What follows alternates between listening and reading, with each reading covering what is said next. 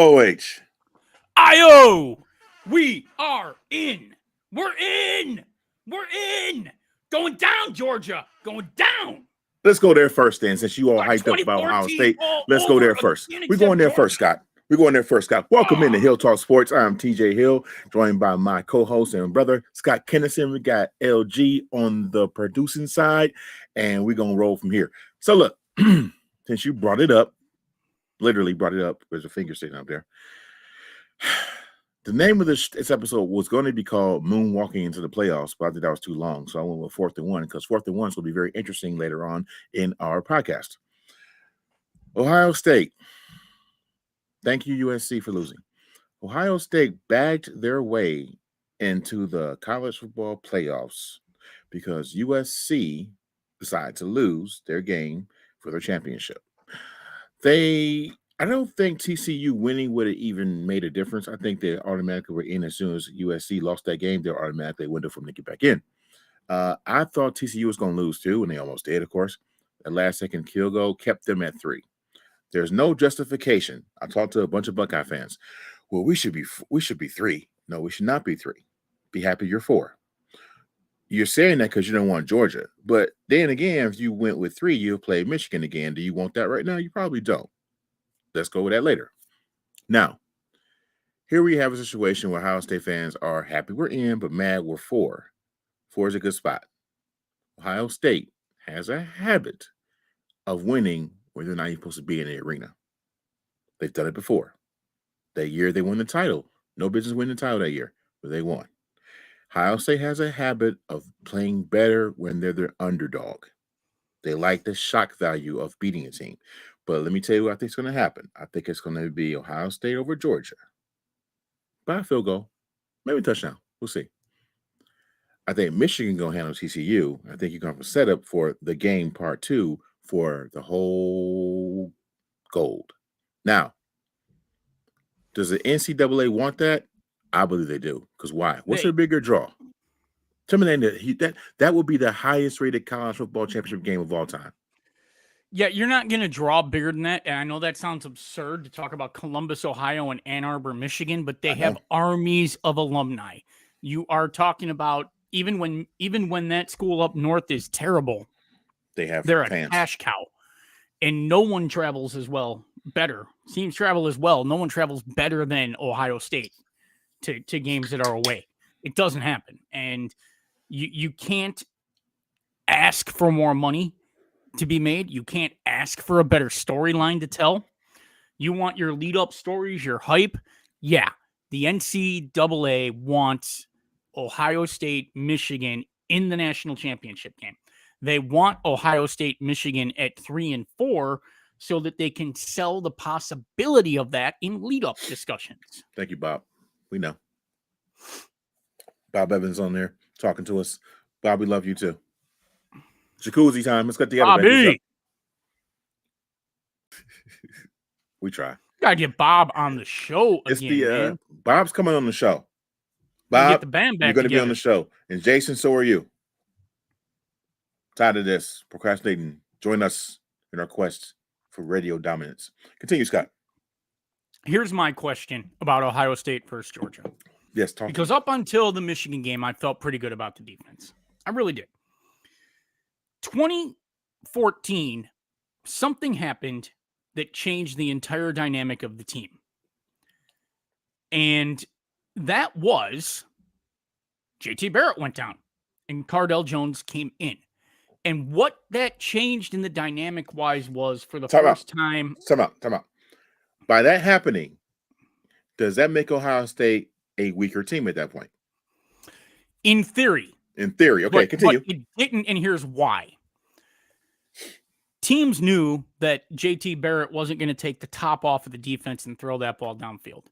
The change that happened was with 12 gauge back there quarterbacking, the 9 route was in play, and you couldn't crowd the box, which made Ezekiel Elliott that much more dangerous. Cardale Jones could run enough of Urban's read option, didn't run it as well as JT, but he could run enough of it that teams had to stay honest on who they attacked, and it opened up things for Zeke Elliott. And the vertical passing game that changed all the dynamics came into play because Cardale Jones stepped into that spot. You don't win that national championship with JT Barrett. You don't, because teams are going to be able to play a defense that takes the run away. I firmly believe that still to this day. We didn't see it coming, but what we didn't know at the time was that the Cardale Jones factor was going to change everything about the way that offense was called. Where is that this year? What is changing between the Michigan game? What is changing between the Northwestern game? What is changing between all season when you couldn't line up on the offensive line and push the other team's defensive line off that line of scrimmage? And that's my fear this time. My Ohio State fanboy in me, we're in, yeah, Crazy. says that it's going to wake them up and that they're going to be motivated and that they're going to figure out that they can't just show up and throw their helmets on the field. And that this offense is tired, and this offense isn't going to want to hear how it's a weak finesse team. That's not happening. I'm sorry, nothing's changing that. It is a finesse team. It is a speed team.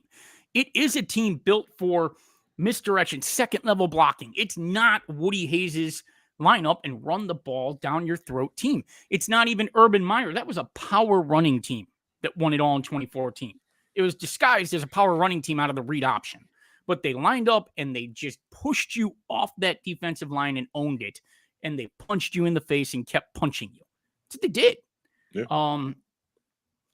You haven't owned the line of scrimmage this year against anybody, including Northwestern, in a game that all you had to do was out-tough the scholars of Northwestern. And you couldn't do it. So now that I've said all of my concerns, Ohio State has a puncher's chance in any game. Because even the game against Michigan, that game doesn't go the way it did if you convert those blown opportunities in the first half and it's 24-3 or 24-7 like it was supposed to be at one point. Pace changes. Ohio State has the potential to just come out and avalanche you. You're not guarding Marvin Harrison Jr. one-on-one. No one is. You're not winning that. That is an advantage you have all day long. We haven't figured that out yet for whatever reason, but you have that advantage. You have the ability to just physically out-talent teams throwing the ball. But teams kind of know that. And they know that you're not going to run the ball that effectively this year as Ohio State. So they can try to play some schemes and some coverages to take that away. And bottom line, the other thing here is I don't know if CJ Stroud is as good as we thought he might have been. I just don't. The accuracy issues are still there at times. He sails throws at times. He doesn't see the things when they're open at times. If Jackson Smith and Jigba was coming back, that's potentially your change. But I don't think you're getting Mayan Williams back in time. I don't have any real faith in Henderson. So now you're going to have to hope that one of your running back by committee that you haven't ran all year steps up, or you've got to hope that this offensive line finds its balls and just dominates. And I don't like that either. That said, where's your hope for winning this game? Marvin Harrison Jr. Lots of targets. Scheme him open. You're not wrong. You're not wrong. Let him make the big plays. Listen. I'm going by. I'm not even calling this game as a homer, as a fan. I'm calling it because I think they're going to upset them. Genuinely think they're going to upset them because they've done it in the past. The question is, Can Ryan Day do that? Because Ryan Day has shown me he is becoming the opposite of Tressel, the opposite of Urban Meyer. Yes, he lost 2 years in a row. He's 1-3. Stroud will go down as the only quarterback in the last 20 years come through Ohio State without a pair of gold pants. That's crazy. Or a Big Ten title. Or a Big Ten title. Everybody else got gold pants, but you. There's a big jump right now to run Ryan Day out of town and to call Ryan Day John Cooper. Yes. It's a big rush to do that. And it's not warranted. It's not warranted. Ryan Day, no. And here's the problem. Here is the problem. There's not a ton you can do as a head coach when you can't control either side of the line of scrimmage on game day. They just can't. Now, you can blame him for recruiting, but John Cooper's problem was never recruiting. John Cooper had the talent advantage every single Saturday against everyone he played. His in-game management resulted in losses that weren't supposed to happen. Ryan Day is scheming his butt off to overcome the fact that this team hasn't had a really great dominant running game and controlled either line of scrimmage in a long time. There's not much you're going to do as a head coach or as a defensive coordinator when your defensive backs can't win one-on-one against the wide receivers and your defensive line and your front seven can't control the line of scrimmage without loading the box with an extra person. So pick your death. Are you going to get ran out of the building like you did the year before because you know that you can't cover one-on-one? Or are you going to hope that you can cover in man and jam that the box with your extra support? In games where Ohio State's defense can stop the run without loading up that box, and they can do it out of that nickel with three safeties that Knowles likes to play, they're in a good spot defensively. You will know everything you need to know about this Georgia game by how the offensive line plays in the first quarter and the defensive line. If they can stop the run with 7 men in the box or 6 men in the box, if they can stop the run and be in that nickel 3-3-5 or 3-2-5, 4-2-5. They can be in that nickel, whatever. I'll just keep going through numbers. 4 linemen, 2 linebackers, 3 safeties, 2 cornerbacks. If they can stay in that, stop the run, then the defense has a puncher's chance to keep Georgia under 30. And if you can keep Georgia under 30, your offense is going to have a puncher's chance to win because Marvin Harrison is going to get loose. Ibuka is going to get loose. You're going to be able to pop some plays. You have the playmakers to do this. But it's going to come down to, and it sounds so much of a trope, but you got to control the line of scrimmage. You got to at least hold your own on the line of scrimmage. When's the last time we've seen flashes of it this year? But up until the last couple games, when's the last time you saw an Ohio State defensive lineman that teams feared? Since Chase Young? Chase was the last one. Chase Young and the Bosa Before him was the Bosa's. And we don't have linebackers no more at Ohio State. We used to be known as linebacker state. Now it really is a receiver school now, and we get that. We understand that. But you have to have something on defense to complement that offense. You can go out there. DBU. You can go out. It was. You can go out there all day long and score points, but can you stop people? That's the key for Ohio State. That's the. I'm gonna be honest with you. I'm not as concerned about the defense as I am the offense. And the offense, this is the other reason that I don't want to run Ryan Day out of town. I'll put it this way for you, Ryan Day. This is what I'll do with Ryan Day. Now, I was upset when I said, John Cooper, need to fire him with this and that. You lose to Michigan 2 years in a row for a chance at the shot. Now, you got lucky to back in. That's fine. Here's the thing. If that dream matchup does occur, where it's Ohio State and the School of North for the national championship, less than a month or a little over a month, then they came to the big house, and not the big house, came into the shoe and destroyed us, planting their flag on our O and dancing on our O as we walked into the locker room looking at them. If they go to that game in January and lose again to them, he has to go because they can't save him from that. The alumni would call for his head then. I'll disagree. I think the alumni would call for his head at that point. Here's the counter. How many Michigan men wanted to run Harbaugh out of town when he was getting his face kicked in by Urban Meyer every year? And they didn't. And look where they are this year. They're going to be in a national championship game. TCU. I got a counter for you. I got a counter for your counter.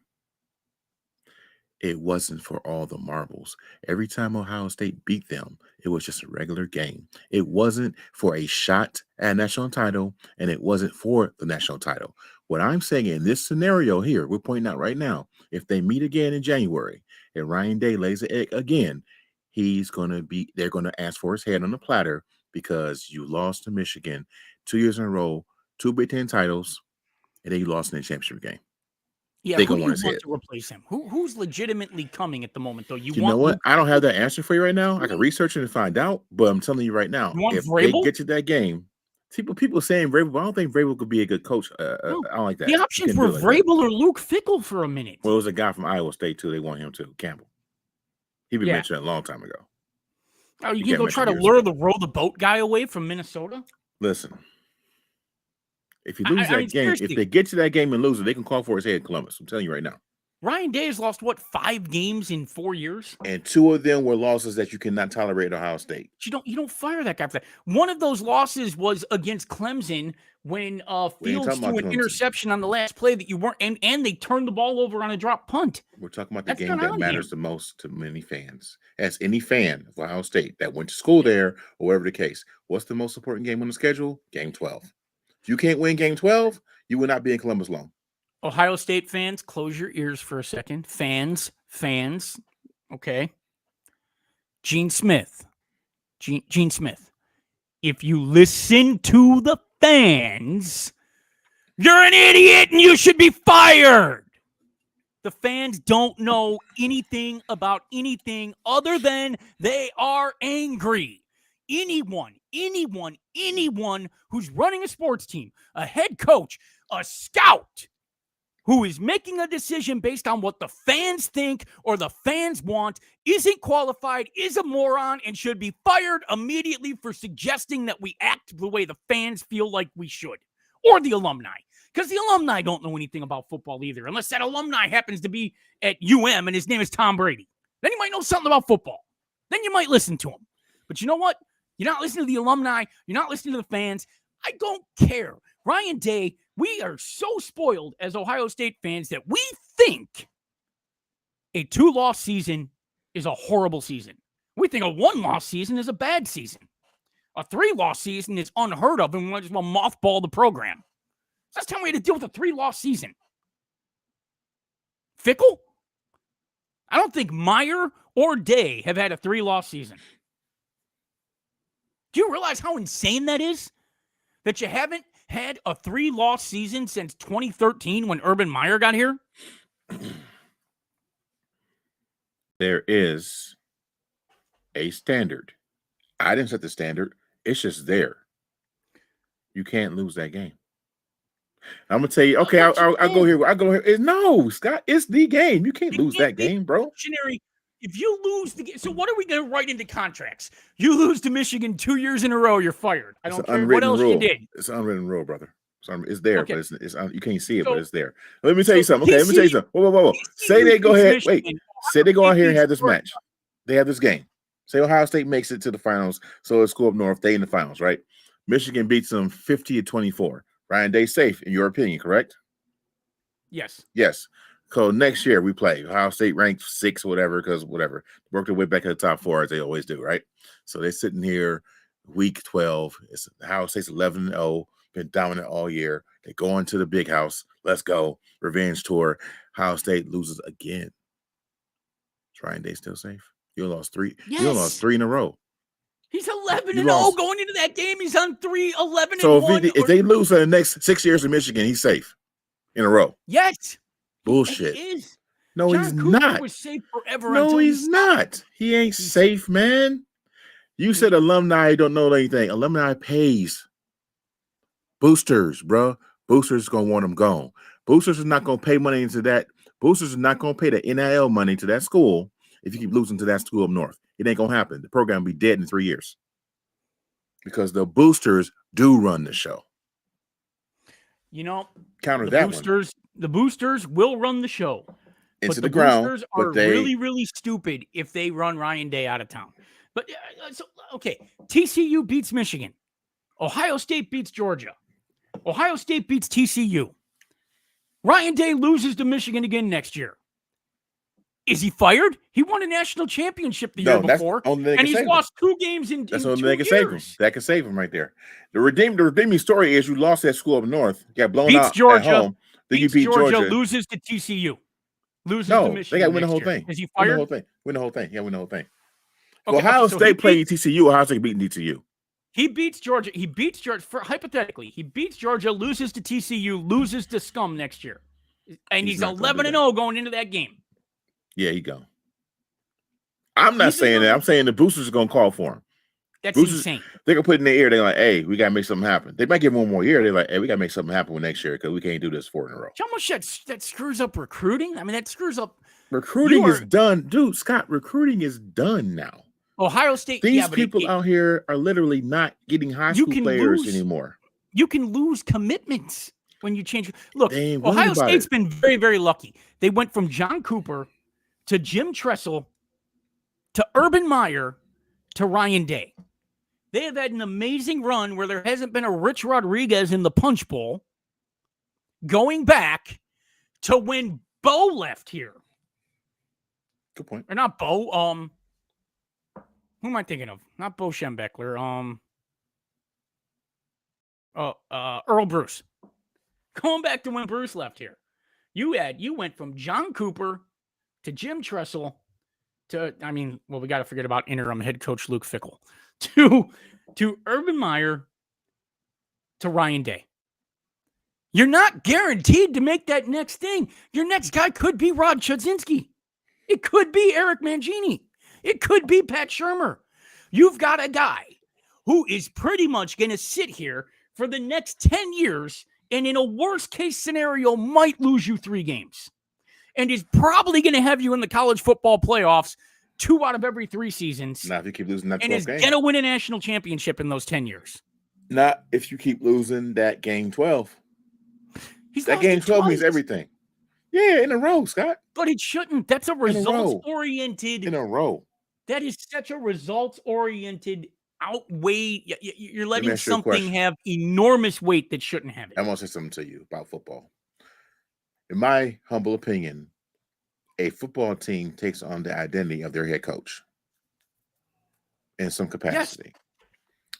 If your head coach is a soft batch cookie, eventually your program going to start playing like that. If your coach is tough, your team is going to adapt to that toughness and they're going to start playing tougher football, hitting harder, breaking on routes quicker, all of the fundamentals that make football great. Yes.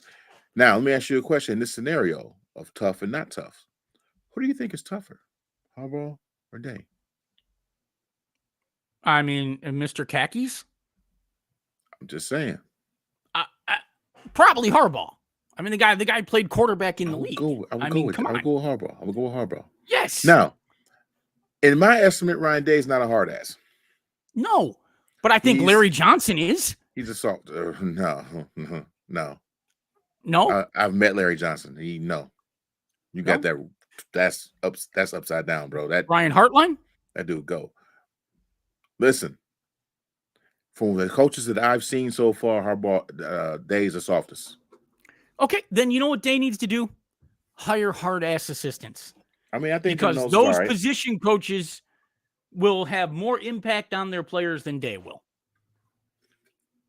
At the end of the day, being a successful head coach must surround yourself with great assistants. Because your head coach can't do it by himself. You're getting all the glory. You're getting all the glory. Like if the Browns win on a field goal, the praise is going to the kicker and the head coach.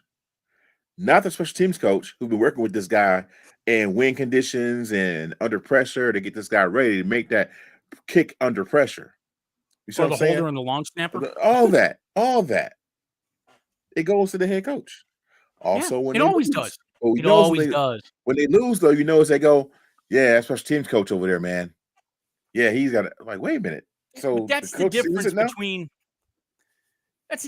a rational decision and an irrational decision. There are teams that win in spite of their head coach. We're going to see how far this and conversation teams goes. that lose in spite of a good head coach. If Ryan Day gets fired, it's not going to be. I'm going to wrap with this because I know we've been way too long in it. But if Ryan Day gets fired, it's not going to be because he lost to Michigan. Ryan Day will be fired because he is in the process of, and this is going to be one of those weird Scott turns that we can unpack in another episode. He's in the process of turning the Ohio State Buckeyes into the Oregon Ducks. A team that is flashy, scores a lot of points, and a lot of people think is unstoppable, but never gets it all the way done. I do not want that.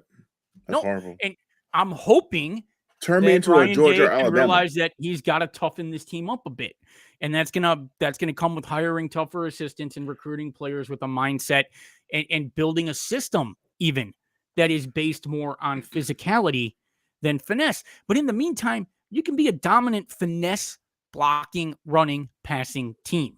You just have to know what your identity is. Right now, Ryan Day is trying to take this team that is a team that's going to be faster than you, quicker than you, beat you to edges, beat you to spots, and make them a team that's going to line up and physically shove you off the line and out-tough you, and they're not going to out-tough you. That would be like Floyd Mayweather going into a fight with Mike Tyson and saying, I'm just going to stand and trade.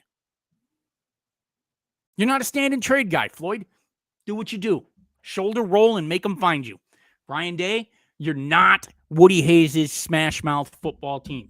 Don't try to be. And that, to answer my original question, what is going to change between the loss at Michigan and the loss at Northwestern and the playoffs is that Ryan Day, I'm hoping, will finally look inward and see that this is a finesse team that needs to use its advantage in speed and not try to turn this soft team into a physical, punch you in the face, smash mouth football team, because it isn't. And if you try to do that, you're going to lose, and you're always going to lose because you barely beat Northwestern trying to do that. Shit. Well, Scott, to touching your point about him going all the way down the ball here. So just breaking news. Thank you, Lewis, for sending us that. Just reported now, looking at it right now, ESPN. Jeremiah Smith, number 11, 2002 recruit. I guess he's number 2 overall. He is a wide receiver, and Harbaugh get a hold of him. Not Harbaugh, but Heartline. 6'3", 195-pound receiver from Hollywood, Florida. He is number 11 recruit overall in the class of 2024, number 2 receiver in the country. Welcome to Wide Receiver U. He had offers from Florida, Florida State, Georgia, USC, among others. But now becomes the 4th commitment in 2024 cycle to choose the Buckeyes. That's right. Welcome to Wide Receiver U. Wow. Well, I mean, we just called it, and it literally just happened. Well, I mean, Scott, you got a valid point there, kid. Can't argue that at all. Staying on college, though. Staying on college for a second. Something happened, Scott. Something changed in the blink of an eye. Prime time, Coach Prime, they call him, decided to leave Jackson State, which is a historically black college. That's a whole nother subject we'll get into on our other show, Scott. Pretty soon we got another show coming for you guys. We'll talk about all kinds of topics like historically black colleges and who named them. I digress. So he left Jackson State, whatever, went to Colorado. Now, every report I've read about this has been, you got mixed feelings about it across the board. You got these people that are these Pan-Africans, very, very militant, not militant, but very, very proud to be black. They'll let you know it in a heartbeat and tell you what you did wrong. Some of those guys are, and even the guys on ESPN. Well, he sold out. Deion sold out. So you're supposed to stay at Jackson State for rest of his career? Or do coaches move up the ladder to a bigger program to try to build that up also? What looks better on your resume, Dion?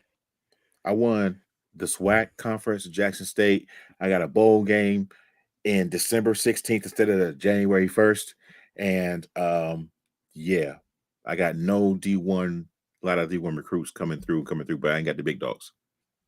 Or you go to Colorado 3-4 years down the road and you're ranked number 12 in the 16-team battle royal, and you make it all the way to the ship and win.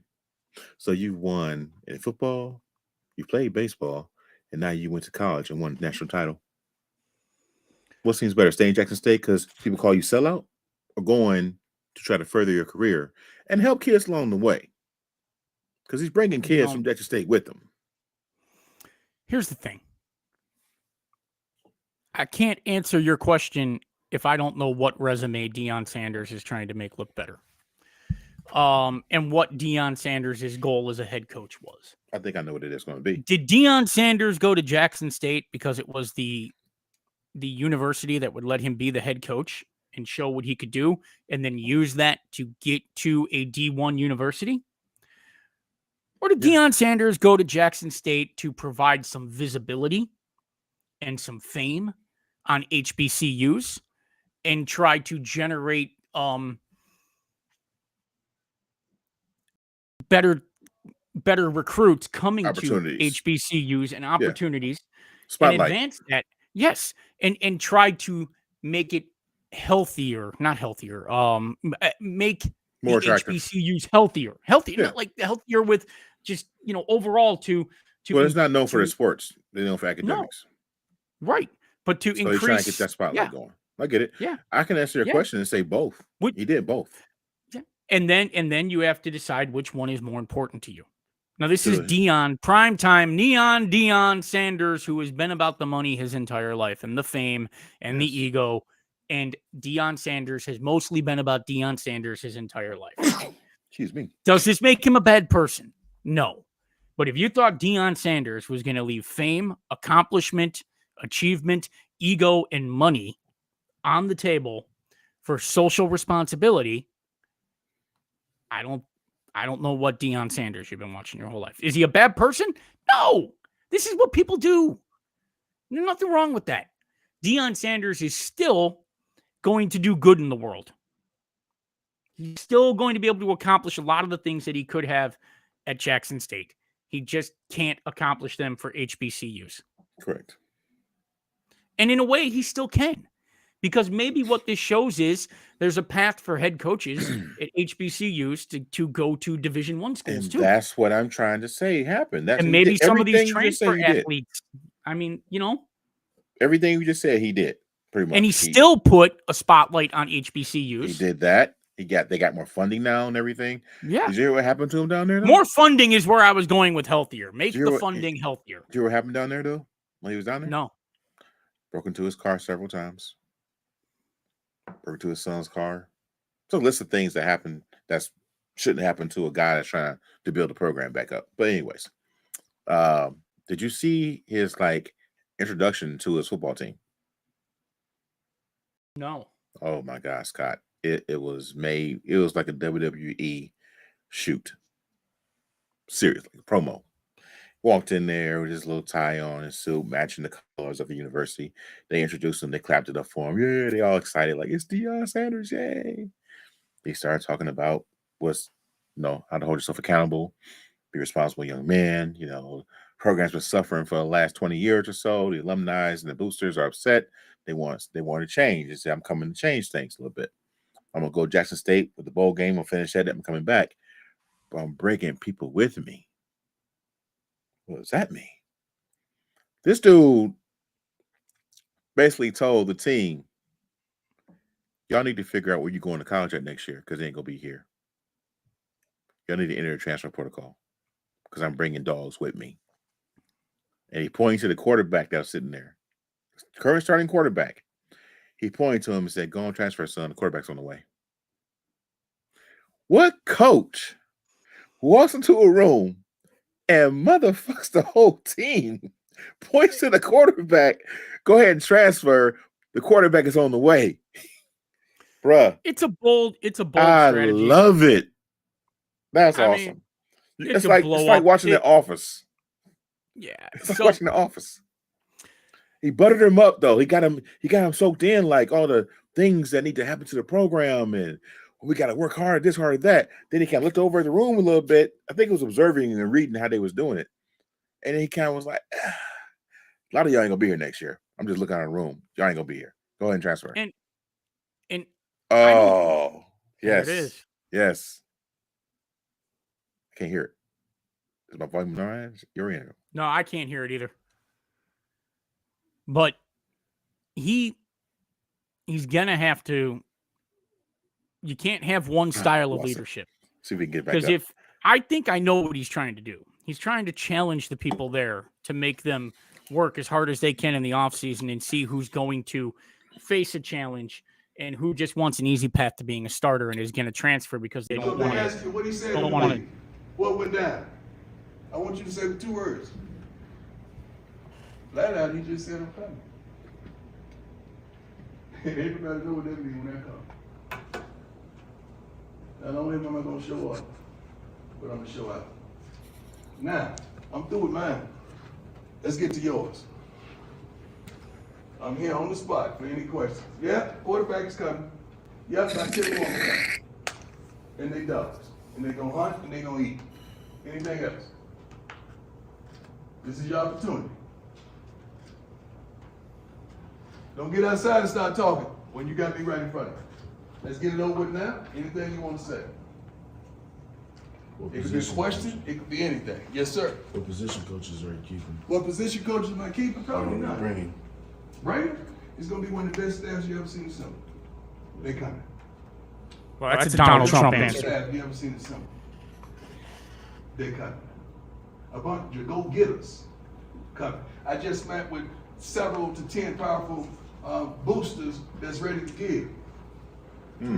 But I told them I want these kids focused on the NFL, not the NIL. But guess what they told me? They coming. Good question. Let's start it off.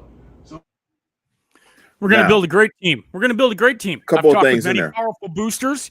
You I've heard that, talked to some right? great players. I'm going to have You the heard greatest that, right? staff ever. Boosters. It's going to be the Boosters greatest run coaching that staff shit. ever. If you want a coach fired, it ain't winning losses. It ain't the president of the school. It ain't the athletic director. It's the boosters that was like, he got to go. The boosters hired the new coaches because guess what? I'm funding your college. I'm paying your salary. I'm paying for your kids' college. You're gonna do what I tell you to do. It ain't the coaches that run new stuff. coaches. The coaches Boosters don't run hire the nothing. new coaches at unsuccessful football programs. And there you go. But Ohio State is not an unsuccessful program. Our boosters are smarter. Our boosters are smarter than other boosters. That's all. We got better boosters. There would be a booster revolt if this team started having 4 and 5 lost seasons. We got better boosters. We got smart boosters. But I heard something out of a Donald Trump playbook there. It's going to be the greatest staff. It's going to be a great staff. Smart guys. I'm bringing great players with me. Their dogs are going to eat. Quarterback's on his way. That's right. You know what? The quarterback's on his way, and you're going to train him. You're going to teach him the play. Quarterback's on the way. Quarterback's on the way, and you, quarterback, are going to train him. That's horrible, man. I do have to feel so. I would have walked out. I'm going to be quite honest with you. I don't know how that leadership style is going to play at all. I'm going to tell you how it's going to play. I'm going to tell you how it's going to play. They're going to hate him. They're going to hate him. Yeah. All through camp, they're going to hate him. They're going to think he an asshole. He ain't no good coach. He don't know what he's doing. He just here because he's Deion. They're going to hate his guts. And when that team plays its first game and faces adversity and come out and pull that game out and win it, they're going to love him. He's going to change the culture. He got a different culture coming. There's a key component to this, though. What's that? So it is the mentality the Marines use it. I'm going to break you down so I can build you back up. Yes. You better be the guy who can flip to the other side and build I did that 18 years. I did that 18 years. I'm not saying Deion Sanders isn't that guy, but man, that seemed over the top. He came in and told them all pretty much they suck. I'm bringing better people than you, and I'm bringing them from non-Division I university schools. I'm gonna tell you something, Scott. Full disclosure, that what Deion just said to his players was like a basket of roses compared to what I've said before.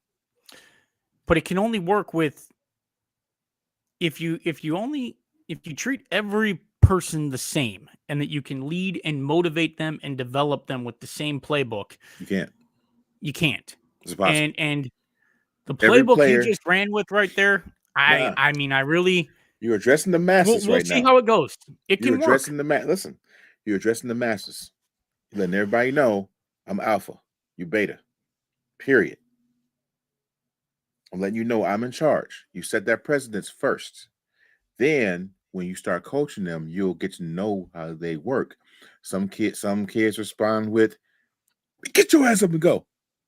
Some kids go in a hole. Other kids respond to, "You know what, man? I think you can do better. Let's try." Everybody's different flow to every kid you coach. And keep in mind, these are older kids, but they still kids. They're in college. Yeah. Deion's an older man. He gonna respond to. He gonna be a father brother figure to him. It's gonna work out. I'm gonna give you a sneak preview of the new show that we're gonna do at some point. Here's the thing. I will never work for someone directly like that. It won't happen. If you're gonna disrespect me, tear me down, beat me down all the time because you think that you trashing me and telling me I'm nothing is going to make me want to show you that I can be more and that I am. I don't need to do that. I know what I am. I know what I can do. And if you want to disrespect me, then I'll go somewhere else and show you what I can do. It's that simple. I feel you. You will respect me. And Deion came in and disrespected everybody without knowing them. No, and if I'm sitting there, and the thing is, there's this attitude that if you leave in the face of that challenge, I would have got up and walked out. I would have got up and walked out and said, "What if it was a psychological test, though?" I will transfer, and I will. Don't matter if it's a psychological test. If it's a psychological test, there are times where there are places that I don't want to be part of that. If that's going to be your psychological test to see how I respond when you try to berate me and belittle me, and that's the only way you know how to motivate me, I don't want to play for you. I don't need that. I don't need that. I know who I am. I don't need you to destroy me to make me better. I'm going to do what I need to do to be better every step of the way. See, I feel you on that level. When you come in, and there's a belief that those people are weak. And maybe you're walking away because you don't want to admit that you need to be better, but it's not weakness in some people. It's just simply that this guy, to me, it screams this guy is a one-trick pony. The only way he knows how to get something good out of someone is to tell them they're trash and make them so angry that they will shove it back in his face and say, "What do you think now, coach?" And that's a horrible environment to be in. You think so? Yes. Absolutely. No one wants to. I don't ever want to walk in somewhere someday. I was swimming that shit. I'm going to tell you my personal leadership style. Bring him. Let's go. Bring him. So here's the difference. This is my personal leadership style is that I want the people that I'm leading to hear more good things from me about what they do than bad things every step of the way. Because when I do give criticism at that point, it's going to carry more weight. It's not going to be, here's psychopath again with a laundry list of why I'm terrible. Some might actually pay attention at that point. And then the other hand is people are so shocked to be told when they do something well, rather than usually when they only hear when they're chewed out and they've done something bad, that you start to build morale and you start to build people's belief in themselves and you start to create an environment that people want to be in and you create a culture that people want to be in. If people are performing for you because they're terrified of you and they just don't want to be on the receiving end of one of your soul destroying rants, that's a bad leader.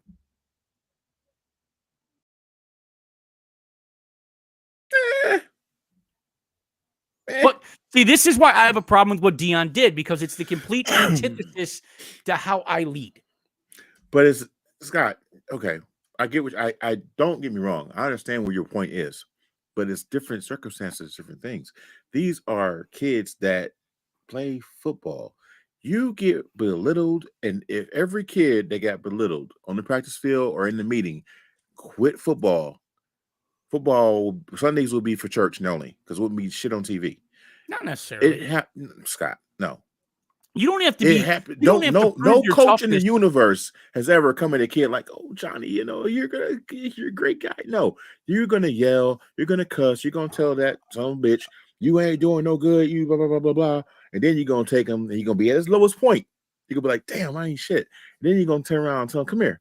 Yes, you are. You are special. You are somebody. You gotta try harder." Then you pull that little asshole to the side after practice and work with him another half an hour for free to get his confidence put back up so he can do it. Then 9 times out of 10, they don't do it anyway. No, but at the other point is that I think you can lead as a coach by telling a kid that you believe in them without reducing them to nothing before you start to build them back up. See, that's the thing I don't get. I don't understand the reducing someone to their lowest point. But it's not the lowest point, Scott. It's a leadership style. It's a leadership style. The lowest point. You don't break them down to the studs. Yeah. You break them down to a point where they either get pissed at you because you're talking shit about them and they want to prove you wrong, or you can tell by the eyes. You get 2 looks. You get, "Man, what you say about me? I'm gonna show you what I'm about." You get that attitude, and then you get the one where they kind of sink a little low and go doubt themselves. Those are the ones you got to pick back up. The ones that like that, you sit them out there and run the play. The other one, you work with on the side so you get that same look in his eyes. Then you got the whole team.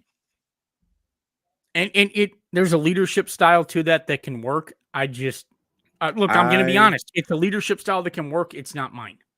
Oh, but it's a different element though. And you work in the corporate world talking about sports. That's why I said I understand what you're saying. But it's different in sports. I've been part of winning teams that don't have that leadership style. But it's different, and it's different for different sports though. In the end, your team maybe ran a certain way, but most teams are ran the way Dion ran it. Leadership is leadership. Yeah. And what works in one setting will work in another setting. It's all about getting people to give you their best effort, be fully bought in, and to give you more than they think they can give you and to follow you. In the end, it doesn't matter. It's leadership in the military, leadership in the corporate world, leadership on a football field is the same thing. It's, can you get someone to believe in your vision and follow you there, even if your vision is not their vision? Can you get someone to follow you? And some people get people to follow them by breaking them down and proving they're the alpha. Some people get people to follow them by getting them to believe in what their philosophy is. Can you do both? You can. Okay. And maybe the best leaders do both. But again. I love you, man. You're awesome. All right. Scott, you got a heart, man. You're such a big freaking heart. I just love you, dude. Like, when the hell we could do the screen right now. Give me a hug, man. I love you. My guy. Love you, brother. Love you too. All right. On some real shit, y'all. We ain't playing me and Scott like brothers, man. For real. Like I let us do. Like he's my guy. No playing. Lewis too. Lewis, without you, none of this should be possible. So love you to death, man. All right. So we're gonna close out with one more segment here. We're gonna talk about the name of the episode. 4th and 1. Scott, did you watch the Browns and the Bengals last Sunday? I did. Okay. Do you remember a part in the game where it was 4th and 1? Cooper was on the sideline. Hunt was on the sideline. Chubb was on the sideline. And I believe Njoku was on the sideline. Oh, Watson was on the sideline. Brissett went in the game. So everybody's, it's going to be a quarterback sneak because it's Brissett. Ha, ha, ha. Or a tight end reverse. Ha, ha, ha. No, he rolls out and throws a pass to the end zone. Overthrew him. Now they got the ball and they got momentum and they happy. They stopped them and the crowd went all crazy. Why would you, in the blue hell, pull all of your offensive weapons out of the game on 4th and 1 and have your backup quarterback, who ain't supposed to be playing right now, throw to your number 2/3 receiver when your number 1 is on the sideline? What are you not outsmarting nobody, Kevin Stefanski? But he did. That was the dumbest shit I've seen. But he did outsmart everybody. Peoples-Jones was a walk-in touchdown, and Jacoby just didn't execute it. Now, so here's the thing. Man, I love the play, and I hate the play. A week ago, or 2 weeks ago, I simply loved the play with no hatred of it whatsoever. Huh? Come on, tight end reverse on 4th and 1? No, I'm talking about what we did. I love bringing in Jacoby Brissett, setting out all of your major offensive weapons, and sending the message that this is a quarterback sneak, because of course it is. Jacoby Brissett is almost undefeated on quarterback sneaks on 3rd and 4th and less than 1, and you left everyone else out who could possibly make a play except Peoples-Jones. I love that play.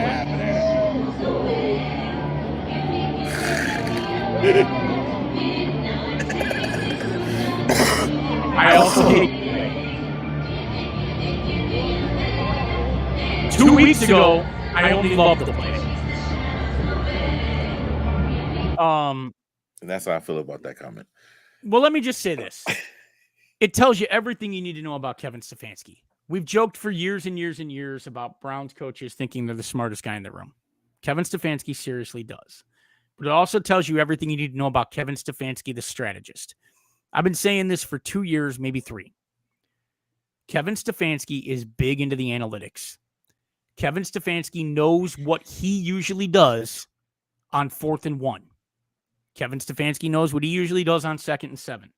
And he has spent all week knowing what his tendencies are in those spots and calling plays that are opposite of those tendencies. Go run this play, Dad. It's going to work. Yes. Kevin Stefanski will look at a stat sheet and say, on 2nd and 4, if I run a screen, 83% of the time I've ran a screen on 2nd and 4 to Nick Chubb, it's a first down. 84% of the time I've run a 3-yard slant to Amari Cooper on 3rd and 3, it's a first down. And Kevin Stefanski is going to look at both of those and say, but I run those plays 67% of the time in this situation. So what I'm going to do is double slants with a drag route underneath, roll out to Harrison Bryant. I'm going to try something tricky on 4th and 1, guys, okay? Hey, Watson, get out. Get out for a minute. Brissett, get in there. We got Dobbs still. We cut him. Okay, never mind. Brissett, you got to run this. That's what happened. I love the play. I really do. But it really goes like it. I swear to God, it goes like this. It goes like this. All right, guys. It's Booth. It's third and 8. What do we usually run? All right, Kevin. You usually run shotgun, 4 wide, and you run 2 crosses, a post, and a guy coming on a go route. All right, so you know what we're gonna do here? We're going to go triple tight end set, roll out underneath to Harrison Bryant. Go. Okay, guys, it's 1st and 10. There's 5 minutes left in the game. We're up 10. Usually, Kevin, you run the ball here with Nick Chubb over the left side off tackle, or we pull a guard. We pull Bitonio to the right, and we get about 6 yards. Nah, screw that crap. I want to run a fly route to Donovan Peoples-Jones. Go. All right, it's 2nd and 10. What should we do here? I'm going to run a reverse to David Njoku. Go. Kevin Stefanski can be the reason that the script always works is send me that. Kevin Stefanski has had all week to figure out what his tendencies are and call a play opposite of his tendencies in that situation. In game, he can't do it. And I will say this, it tells you every single thing you ever need to know about Kevin Stefanski, because what he does in every game theory situation is, I usually do this, and they know I do this, so I'm going to do this. But they know I'm going to do this, so I'm going to do this. But they know I'm going to do this, so I'm going to do this. But they know I'm going to do this, so I'm going to do this. But they know I'm going to do this, so I'm going to do this. But they know I'm going to do this, so I'm going to do this. You know what? We're reporting Joe Bitonio's an eligible receiver on a wheel route. Go. Yeah, he's a special kid there. He outthinks himself. They call it first level thinking is, what do I want to do? Second level thinking is, what do I want to do, and what does the opposition know that I want to do? Third level thinking is taking both of those things into account and deciding, now what am I going to do? Fourth level thinking is believing that the opposition will figure out how you're going to think at the third level thinking, at which point you're simply supposed to revert to first level thinking. Kevin Stefanski goes to 5th level thinking and then up to 10th. And that's how you end up getting some of the things like we did, which is backup quarterback throws a bomb to second string wide receiver on 4th and 1. Man, look. I love it 2 weeks ago because Jacoby was the starter. And teams are going to believe you're going to do that anyway. And Jacoby has the reps and he's fresh. I don't love bringing your backup quarterback who hasn't taken the number 1 reps in on 4th and 1 to throw a bomb to your second string wide receiver. And there goes the season. Now, I've said before, season's was over. I said that week too. Nobody want to hear it though. The season was gone when you signed Deshaun Watson. You should go to Vegas. Here's the problem the Browns are going to have going forward. Okay, this next 4 games, they are going to try to treat this in the media like these are must-win games because mathematically they still got a shot. No, they don't. Shut up. No. Here's the thing. Next 4 games need to be treated as time for Deshaun to gel with this unit. Okay? Yeah. There's a lot of holding calls all of a sudden now. Why? Because the line is used for 11 games for Brissett mostly staying in the pocket. And getting rid of the ball quickly. Deshaun's not that quarterback. He holds onto the ball too long because he's trying to find somebody to get open, or he's going to scramble till somebody becomes open. That means your line doesn't know how to block for you yet. As you said a minute ago, it was over when they signed him. They should have gave him a year suspension called a day because these 6 games, they wasn't in anyway. But if the Browns were in the playoffs hunt and he came back in and ruined it, yeah. Deshaun Watson was never coming back after 700 games or 700 days. 700 games. He's never coming back after 700 days and being ready to play in the NFL. I'm sorry, he's not. He'll be ready. He looks like Deshaun Kaiser right now. Ouch. He looks like Deshaun Kaiser. Damn. He's holding the ball too long. Fighting words, man. He's not completing screens. I need to fight. He's inaccurate on screens. What was the whole thing throwing the screen to Kareem Hunt 2 plays in a row? Right. It's like Tecmo Ball. I'm just going to call the same play. He hit him on the butt the second time or something, didn't he? But it tells you everything you need to know. Kevin Stefanski knows that he doesn't.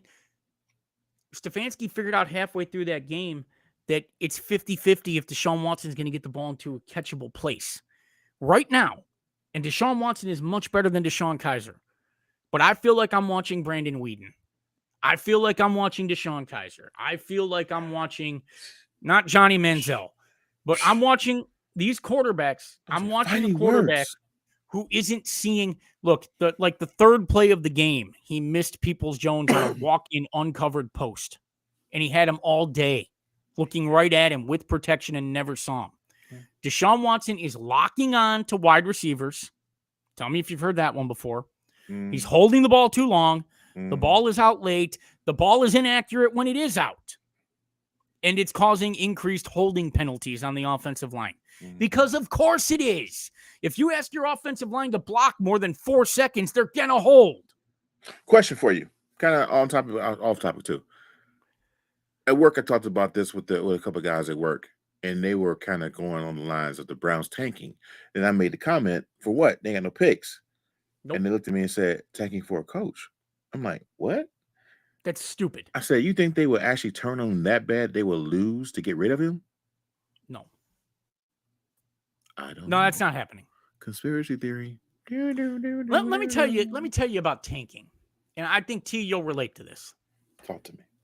Think about how much work it takes to be an NFL football player. There's no off season. Ray Lewis said he didn't have a hamburger in like 14 years. He lied. And that what he was looking forward to when he retired was a hamburger. He lied. He was using deer antler spray. He lied. He did use that shit. It's a lot of work to have your body in shape to play in the NFL. It's also a hell of a lot of a beating to go out and lose a football game. Your body is going through more pain than most of us will ever go through in our life. Okay?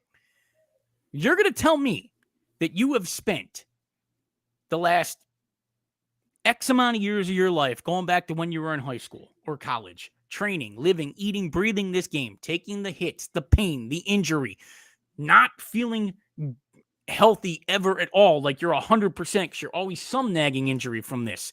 Lifting, just the pain of lifting, going through the agony of training, because real training where you're running 2 miles or you're working on your 15th bench press at 70% capacity. Real training where you're doing a burpee for the 80th time in a 10-minute superset rep where you hate life, but you know you've got 15 more burpees and another sprint for a quarter mile and back. The hell you training that dog? You hate life I at don't that know moment. that. You hate life at that moment. And you're going through it. And you're pushing. And when you're done, you love everything. But Love training sucks. You are not going through all of that to lose on purpose. Absolutely not. You've gone through all that sacrifice. I don't care how much you hate the moron on the sidelines who thinks he's smarter than everybody but can't adjust in game. You're still going to do everything you can to make all of that pay off and win that game. That was the longest answer ever. It's not. They're not tanking. Jesus Christ. No one's ever tanking in the NFL You on could have purpose. just said no, No bro. player is Okay. ever tanking. You went No on a player is ever 8-minute tanking. rant. Most of these guys, man, it's not happening. You're not tanking. You're not sacrificing what they sacrificed. Tom Brady sacrificed his marriage to come back this year. Did he now? He's not We got tanking. that's a whole nother subject right there. We go. He's not tanking. But the bottom line is, Not Tom Brady. here's what scares me about the Cleveland The Browns. Okay, bro. this Go is the thing about the Browns that I don't think anyone has brought up yet. We're assuming that Deshaun Watson's going to get it back after being away from the game 2 years. And I'm going to, if you don't think that he's mentally screwed up, Boy, I tell you, he gone. He ain't all there. you can't be. He ain't all You there, think bro. you can go somewhere where See his press everybody's looking conferences? at you? You think, look, you can't. The whole world is looking at him like he's a monster. Yeah. That has an impact on you. It has to. It cannot. There's a sign in the stadium that says no means no. Oof. He can't get away from that issue. He's never going to get away from that issue. I promise you his mental state isn't where it needs to be. It cannot be. It cannot be. It's going to be even worse if, as everyone says, it truly is a conspiracy to ruin his name.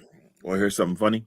But he may never get it back. Here's something And funny, if he though. doesn't, yeah. I'm going to close out on this to how the world we live in works. We can talk about that in our new show. But I'm going to just give you a little tidbit. If anybody on that football field says something sexually derogatory about what he allegedly did on that field and it's overheard by a referee, that person's getting a penalty. Yeah, that's crazy. Now, he did what he did. We know he did what he did. He did. Allegedly, he did it. I'm going to say allegedly, but we already know Allegedly. what it is. Allegedly mean, yeah. Somebody gonna say something to him eventually. Yeah. Somebody got a daughter out there. Somebody got a sister that may be masseuse. It's gonna happen on the field one day. Someone's going to hit him late. It may be a like hit and then talking in his ear. Be a number of things. The next 4 weeks is gonna happen though. I wouldn't be surprised some of his teammates may say something to him in practice. It's a dangerous assumption that he's going to be who he was. And this is what I want to close on. You've given up 3 years of first-round draft picks. Mm-hmm. You have no cap space. Nothing. Hunt's gone. Clowney's gone. They're You're stuck gone. with John Johnson. You're stuck with Delpit. You're stuck with Ward. JJ. You are stuck with what you have. You're stuck. You don't have cap space. You don't have draft picks. How are you going to improve this team? You're not. And here's the thing. Even if Deshaun Watson gets back everything that he ever was and more, I'll ask you to take a look at elite quarterbacks not named Peyton Manning or Tom Brady who end up high-paid, crazy quarterback salaries that end up winning Super Bowls. Aaron Rodgers has won one. Brett Favre won one. Mushroom. John Elway didn't win anything until the end of his career. Big ass teeth. It is really hard to fill out a team when most of your salary cap is tied up at your quarterback level. Okay? Russell Wilson started off great and then couldn't win more Super Bowls. And when you don't have the money to fill in around your quarterback, you don't have a team. Pat Mahomes might not win another Super Bowl for a long time. And it's not because he's not good. Aaron Rodgers is the greatest quarterback of a generation. And I mean that over Tom Brady, and I mean that over Peyton Manning. They may have more Super Bowls, but they cannot do everything Aaron Rodgers does in the field. And he has one Super Bowl. It's because they couldn't fill a team around him. Matt Stafford has as many Super Bowl rings as Aaron Rodgers. And they're not close to the same talent. But that's how you win a Super Bowl. You're not wrong. And right now, this is my fear. The Browns are tied up for the next 4 seasons without any cap space. And they're tied up for the next 3 seasons without any draft picks in the first round. When you're clear of that, Nick Chubb is on the downside, if not over with his career, because running backs are about done at 28, 29. Myles Garrett is on the downside of his career. If Amari Cooper's still around, he's on the downside of his career. This offensive line that we've heavily vested in is on the downside of its career. Denzel Ward is either out of the league or at the end of his career. And you will be left with a team that is empty, depleted, and you're going to have to re-sign Deshaun Watson. And you're going to, because it's the only position that you know you have talent at. And then you're going to have to hope that you can rebuild through the draft.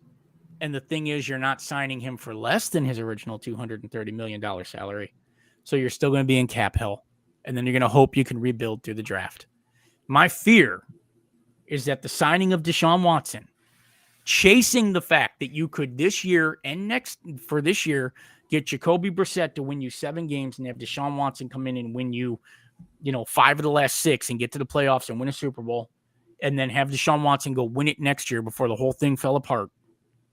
Chasing 2 Super Bowls, that you are in not even mediocrity, but you are simply unable to patch holes that you have on this team for the next 10 years. It might have set this team back to the year 2031 before it can legitimately, potentially be competing again. Whew. That was heavy, bro. All of that aside, you're gambling on so much. And if Deshaun Watson doesn't come through as an elite quarterback next year, and this defense doesn't show that it was all Joe Woods' fault schematically, it might be 10 years before you can fix this. All right. We will discuss more of this when we come back to you in 2 weeks. Starting in 2023, we're going to come at you every week. They'll get a regular schedule, but for now, every 2 weeks. We haven't podcasted every week since 2014. We're going to have to change things up right now. The anniversary. All right. For Scott, for LG over here, producer, I'm TJ. We will see you next time.